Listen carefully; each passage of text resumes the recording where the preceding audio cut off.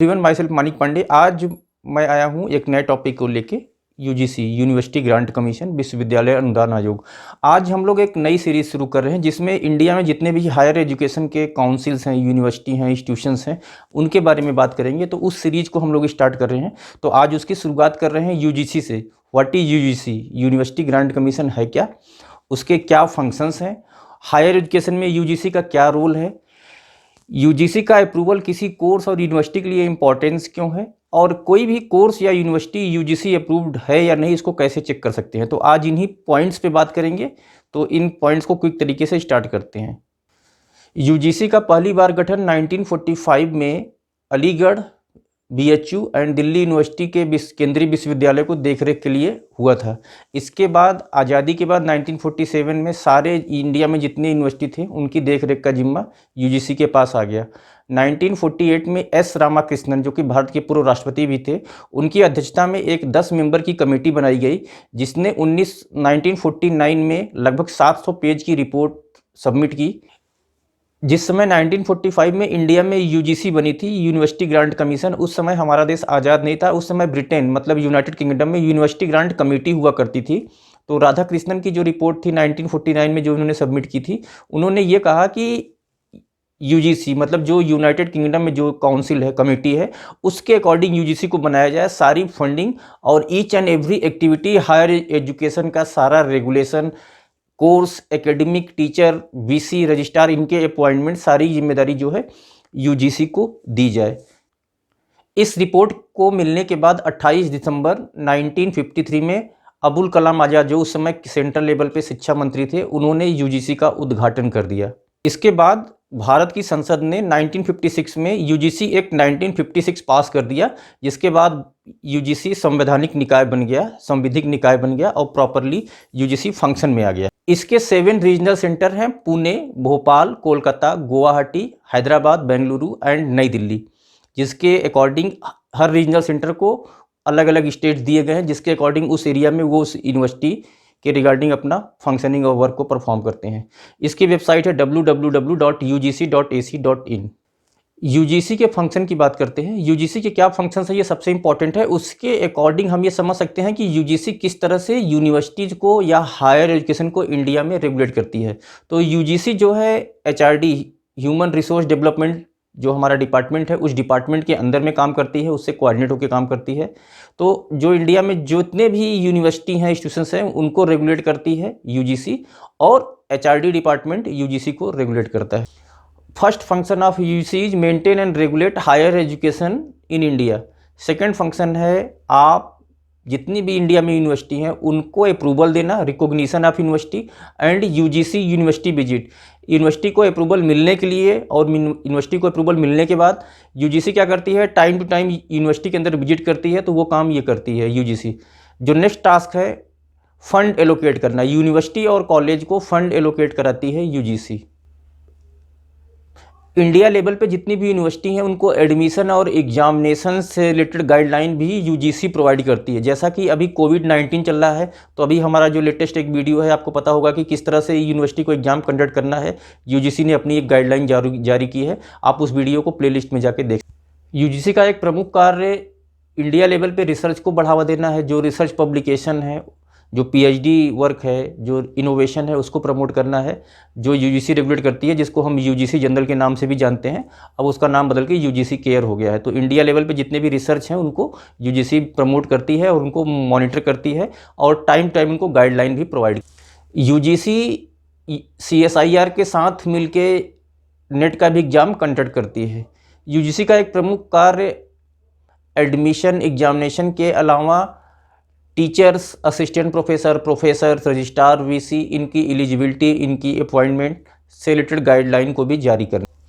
UGC time to time fake list circulate करती है, जिससे स्टूडेंट और पेरेंट्स अवेयर हो सकें कि कौन सा विश्वविद्यालय यूजीसी से अप्रूव्ड है, कौन सा कोर्स अप्रूव्ड है, जिससे कि वो एडमिशन ले सके और किसी भी भ्रामक या फर्जी यूनिवर्सिटी से ग्रसित न हो सकें और उसमें एडमिशन न लें। यूजीसी का एक प्रमुख कार्य स्टूडेंट के ग्रीवेंसेज और रैगिंग को रोकना है, तो उसके लिए यूजीसी का प्रॉपर सेल बना हुआ है।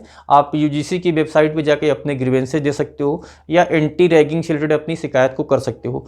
टाइम टू टाइम यूजीसी सारी यूनिवर्सिटी को इस रिलेटेड अपने सर्कुलर और नोटिस जारी करती है और रेगुलेट करती है कि इस तरह की घटनाएँ पूरे विश्वविद्यालय में, पूरे भारतवर्ष में कहीं भी घटित न होने पाएँ।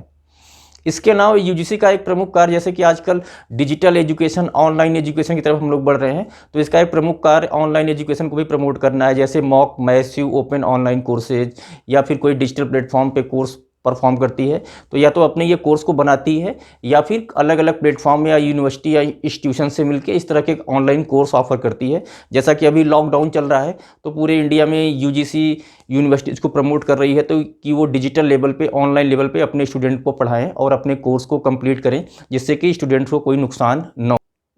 जैसा कि हमने यूजीसी के फंक्शंस को देखा तो हमें समझ में आया। इसके अलावा जितने भी विश्वविद्यालय, यूनिवर्सिटी हैं इंडिया लेवल पे, उनको कंप्लीट रेगुलेट करने का काम जो है यूजीसी का ही है।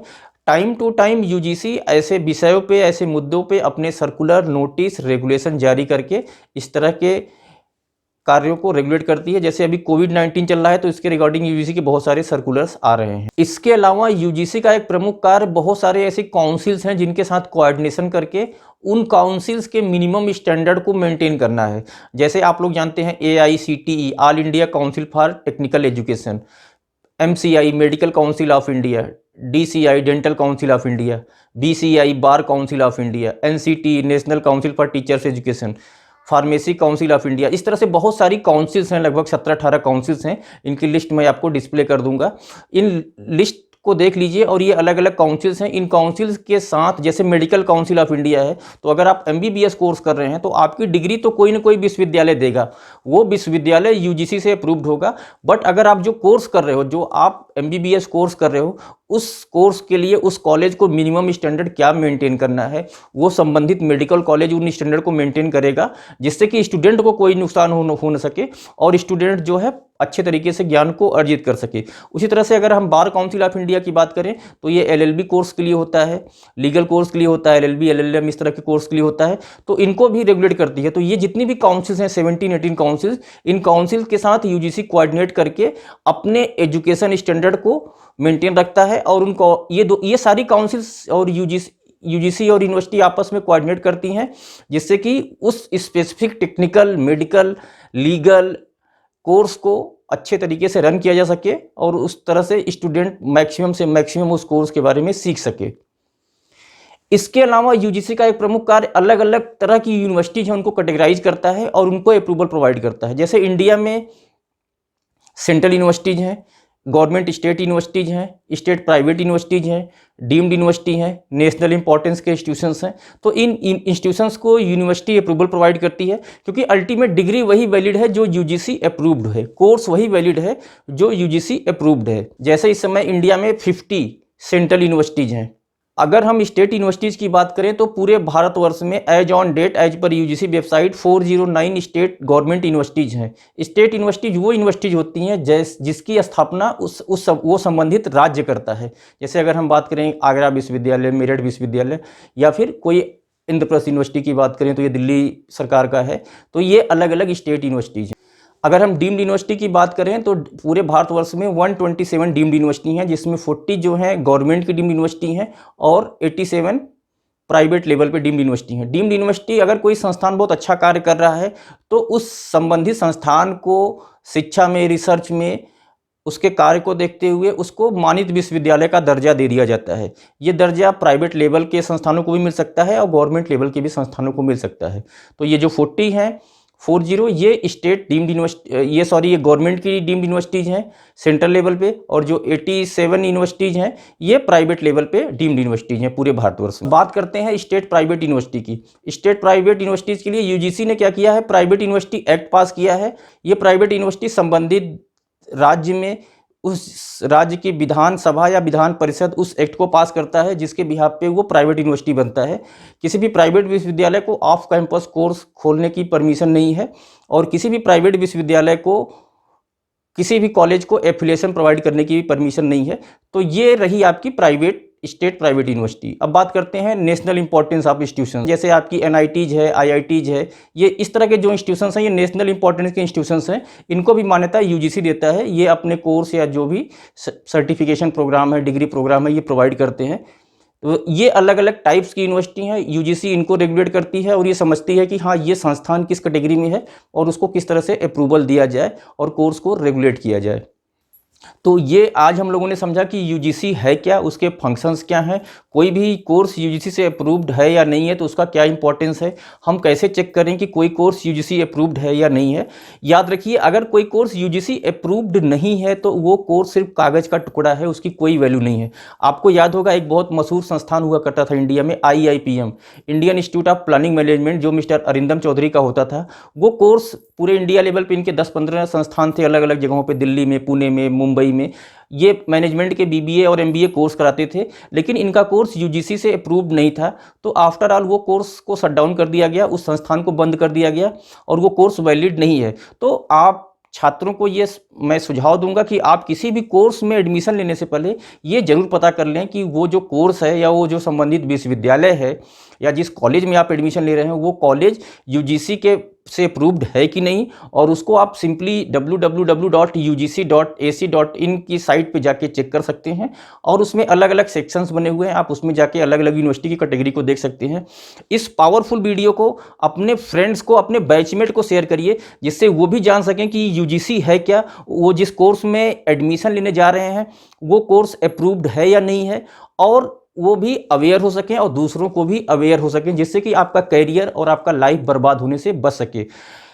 इसके साथ आज की इस वीडियो की सीरीज के बाद हम एजुकेशन पे जितने भी काउंसिल्स और यूनिवर्सिटीज़ हैं उन पे वीडियो बनाएंगे और शेयर करेंगे। आप कमेंट सेक्शन में बताइए कि आप किस यूनिवर्सिटी में एडमिशन ले रहे हैं, आप किस कोर्स के बारे में जानना चाह रहे हैं कि वो अप्रूव्ड है कि नहीं, या फिर आप हमारे फेसबुक पेज को भी फॉलो कर सकते हैं। वीडियो देखने के लिए आपका बहुत बहुत धन्यवाद।